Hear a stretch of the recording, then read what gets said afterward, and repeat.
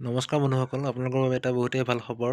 Central teacher eligibility test, central board of secondary education, চমুকৈ C টেটৰ ৰিজাল্টসমূহ বৰ্তমান মুকলি কৰি দিয়া হৈছে। আপোনালোকে নিজৰ নিজৰ ৰিজাল্টসমূহ চাবলৈ যিটো central teacher eligibility test, C টেটৰ যিটো অফিচিয়েল ৱেবছাইট, তাতে আপোনালোকে যাব পাৰে। নহ'লে মই ভিডিঅ'টোৰ ডেছক্ৰিপশ্যনত মই লিংকটো দি দিছোঁ।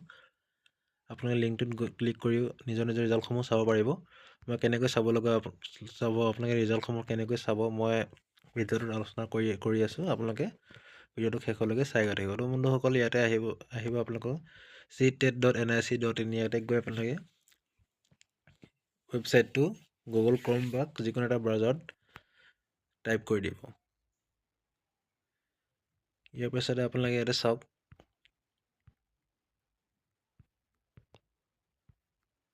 তললৈ স্ক্ৰল কৰিব। ইয়াতে চাওক চি-টেট ডিচেম্বৰ 2024 ৰিজাল্ট, ইয়াতে আপোনালোকে ক্লিক কৰি দিব। ইয়াতে চাওক, আপোনালোকে ক্লিক কৰি দিয়াৰ লগে লগে ইয়াতে আহিলে কেন্দ্ৰীয় মাধ্যমিক শিক্ষা board, central board of secondary education, ইয়াতে দিয়া আছে চাওক ডিচেম্বৰ 2024 আপোনাৰ এক্সাম অনুষ্ঠিত হৈ গৈছিলে ডিচেম্বৰত।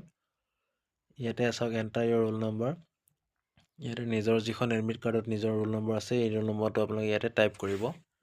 টাইপ কৰি আপোনালোকে ছাবমিটত ক্লিক কৰি দিব। চাওক, ইয়াতে ৰোল নম্বৰ এণ্টাৰ কৰি ছাবমিট কৰি দিব আৰু নিজৰ নিজৰ ৰিজাল্টসমূহ আপোনালোকে দেখা পাব।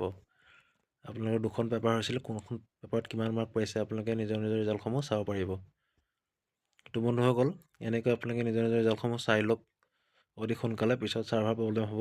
আৰু যিটো এতিয়া অসম চৰকাৰৰ বহুতখিনি পষ্ট মুকলি হৈছে, বৰ্তমান এপ্লাই চলা নাই, 15 তাৰিখমানৰ পৰা এপ্লাই হ'ব, মাৰ্চ মাহত লাষ্ট ডেট। গতিকে আপোনালোকে চি-টেট যদি পাছ কৰে, আপোনালোকৰ সকলো বন্ধু বান্ধৱীকে শুভেচ্ছা জনাইছোঁ। যিসকল চি-টেট দিছিলে তেওঁলোকৰ যাতে ৰিজাল্টসমূহ ভাল হয়, গতিকে আপোনালোকে সোনকালে এপ্লাই কৰি দিওঁ। আজি ভিডিঅ'টো ইমানতে সামৰিছোঁ। ধন্যবাদ।